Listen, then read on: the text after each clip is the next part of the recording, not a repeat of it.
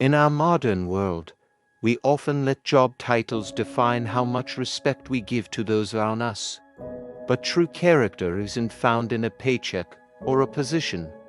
It is revealed in how we treat those we think can do nothing for us. Meet Mehrdad Hassan. To most of the staff here, he was just the invisible man who cleaned up their daily messes.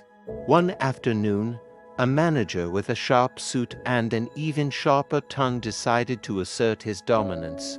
He purposefully tipped his cup, watching the dark liquid splash onto the pristine floor right in front of the old man. Mr. Hassan didn't complain. He didn't even look up. He simply began to mop, his movements slow, methodical, and filled with a quiet dignity.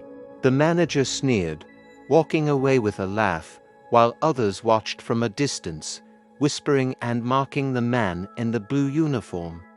They saw a servant. They saw someone beneath them. But they failed to see the strength in his weathered hands and the peace in his eyes. He looked up for a brief second, his expression calm and unbothered, before returning to his work under the harsh office lights. The following Monday, a sudden notification flashed across every screen. An emergency meeting was called. Attendance was mandatory for everyone. The conference room was packed. Nervous energy filled the air as rumors of a corporate takeover began to spread among the staff. The CEO entered, her presence commanding immediate silence, but she wasn't the one everyone was staring at. Behind her walked a man in a charcoal suit so perfectly tailored it seemed to radiate power. It was a face they all recognized. The janitor they had mocked was the primary investor. The man who mopped their floors now owned the very ground they stood on. The manager's face drained of all color. He sat frozen, realizing that his arrogance had been witnessed by the only person who truly mattered. Mehrdad Hassan didn't need to say much.